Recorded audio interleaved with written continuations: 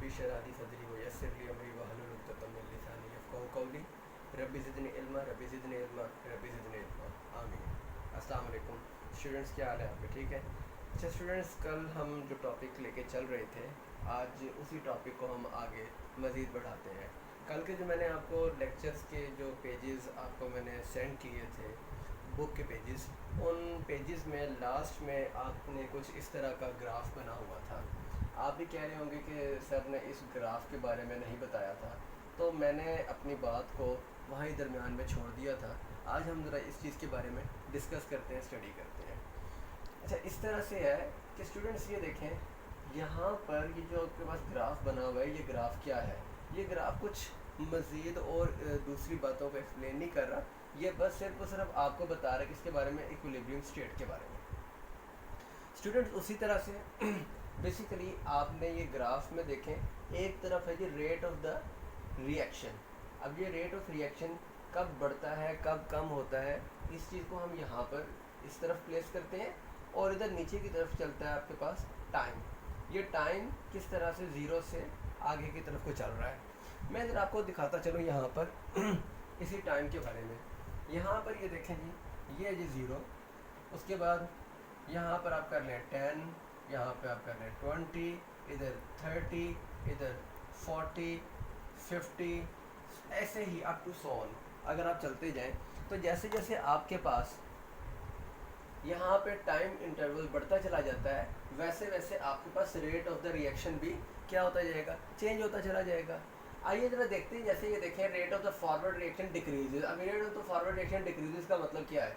जब आपके पास रिएक्टेंट्स आपस में मिलते हैं और प्रोडक्ट बना रहे होते हैं, तो रिएक्टेंट्स का आपस में मिलना, यानी आपके पास A प्लस B जब ये मिलकर क्या बनाता है जी, C, ये जो प्रोडक्ट बना रहा है, अब ये rate of the forward reaction है। इन रिएक्टेंट्स का आपस में मिलकर ये प्रोडक्ट का बनाना, ये फॉरवर्ड रिएक्शन है। उसी तरह से स्टूडेंट्स, आपके पास जैसे जैसे रिएक्टेंट्स आपस में मिलकर प्रोडक्ट बनाते जाएंगे, तो रिएक्टेंट्स की जो कंसंट्रेशन है, मिकदार है, वो कम होती चली जाएगी, इसलिए rate of the forward reaction decrease होता चला जाएगा। उसी तरह से अब जब प्रोडक्ट टूटकर वापस रिएक्टेंट्स में आ रही होगी, जब आपके पास प्रोडक्ट जो है वो वापस किस में जा रही होगी, रिएक्टेंट्स में,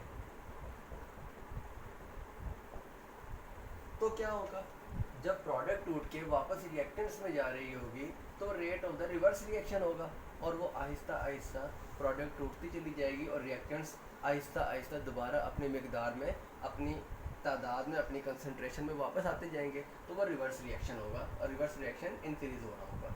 एक टाइम आएगा जहाँ पर आकर ये दोनों के दोनों, rate of the forward reaction decrease होता है और rate of the reverse reaction increase होगा, और एक टाइम पर आकर ये एक स्ट्रेट लाइन में आ जाएगा। ये ग्राफ जब स्ट्रेट लाइन में आता है, that is called the equilibrium state, that is called the equilibrium state. Play students, आज का हमारा टॉपिक बस यही था, यही मैंने एक्सप्लेन करना था।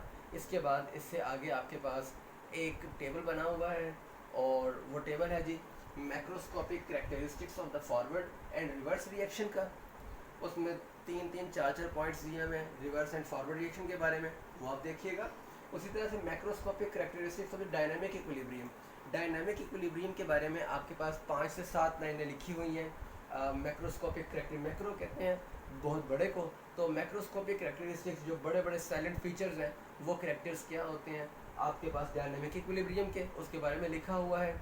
ये आपका डेली वर्क है, ये आपके पास जो वर्क है ये पढ़ने से मुतालिक है, ये आपने रीड करना है और आपने याद करना है। ना कोई चीज़ समझ में आती हो तो उसका क्वेश्चन बनाकर आप मुझसे पूछ सकते। बाकी if you have any question about this lecture, so please tell your question, I will explain you with complete description इंशाल्लाह। Thank you very much.